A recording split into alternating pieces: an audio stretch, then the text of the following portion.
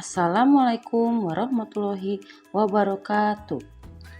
Perkenalkan, nama saya Anggia Santika, CGP Angkatan 8 Kabupaten Subang.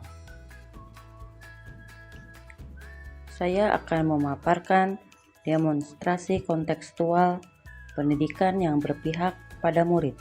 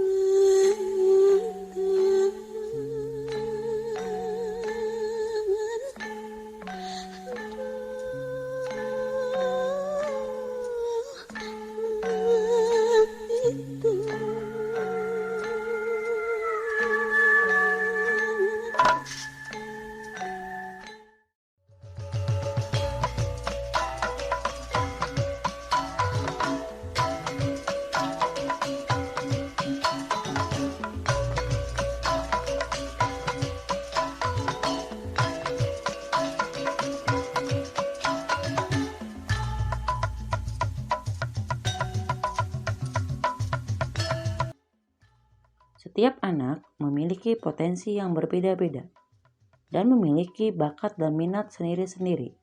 Sehingga, sebagai seorang pendidik, kita harus mengoptimalkan potensi yang dimiliki anak tersebut.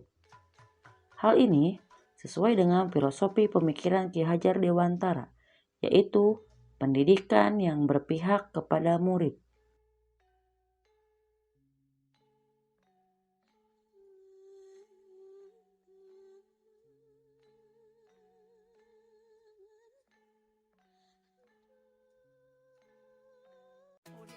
Pendidikan, menurut Ki Hajar Dewantara, adalah menuntun segala kodrat yang ada pada anak-anak agar mereka mencapai keselamatan dan kebahagiaan yang setinggi-tingginya. Dalam proses menuntun, pendidik sebagai pamong, yaitu memberi tuntunan atau arahan agar anak tidak kehilangan arah dan membahayakan dirinya. Sesuai dengan pemikiran Ki Hajar Dewantara, guru harus berpihak kepada murid. Sehingga sebagai guru harus bisa menuntun murid sesuai dengan kodratnya, baik kodrat alam maupun kodrat zaman. Guru harus memahami karakter murid, dan guru harus memahami tujuan pengajaran.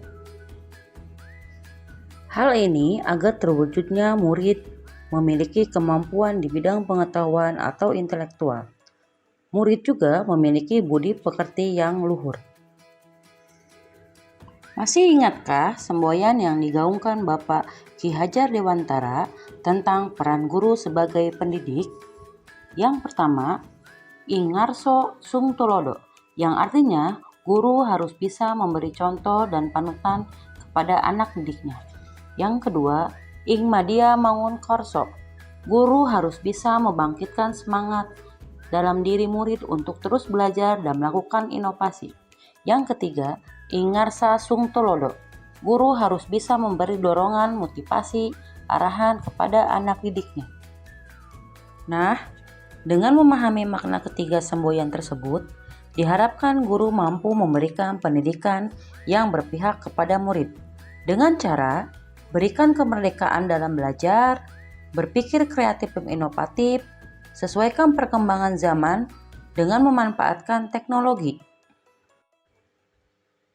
Namun, ternyata masih banyak guru yang tidak memahami pemikiran Ki Hajar Dewantara tersebut. Masih banyak di sekolah-sekolah yang menerapkan pembelajaran teacher center, padahal metode tersebut sudah tidak relevan dengan perubahan masa dan karakteristik murid. Dengan metode teacher center, murid tidak memiliki kemerdekaan yang penuh untuk dapat mengembangkan potensinya. Agar dapat menciptakan suasana lingkungan pembelajaran berpihak kepada murid, di sekolah saya telah menerapkan kegiatan-kegiatan yang mewujudkan pemikiran Ki Hajar Dewantara, di antaranya yang pertama, terdapat program ekstrakurikuler di sekolah kami dapat mengembangkan minat dan bakat murid. Yang kedua, kegiatan literasi baca. Kegiatan ini untuk merangsang peserta didik untuk lebih gemar membaca dan melakukan aktivitas lain yang dapat mengembangkan potensi dan daya pikir mereka. Yang ketiga, kegiatan Jumat Yasinan dan sholat duha. Dan yang keempat, kegiatan yang menggunakan metode pembelajaran yang bervariasi yang memanfaatkan teknologi, alam sekitar, dan media yang tepat. Dan yang terakhir, kegiatan bawari, bawa wadah sendiri dari rumah. Kegiatan ini untuk mengurangi jumlah sampah dengan membawa kotak makan dari rumah. Kita bisa menggunakan kotak makan yang dapat dicuci dan digunakan kembali. Sehingga dalam kegiatan ini, anak-anak mempunyai karakteristik yang mencintai lingkungan di sekolah. Untuk dapat mewujudkan pendidikan yang berpihak pada murid, sangatlah tidak mudah. Terdapat tantangan yang harus dihadapi, di antaranya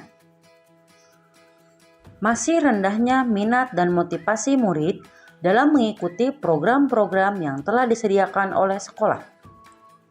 Kemampuan guru yang masih belum menyeluruh dalam memahami pemikiran Ki Hajar Dewantara, yaitu pendidikan yang berpihak kepada murid. Dari tantangan itu, kita harus mencari solusi. Di antaranya, ada 3 solusi yang dapat dilakukan. Yang pertama, menggunakan model atau metode pembelajaran yang bervariatif agar murid lebih nyaman saat belajar di kelas.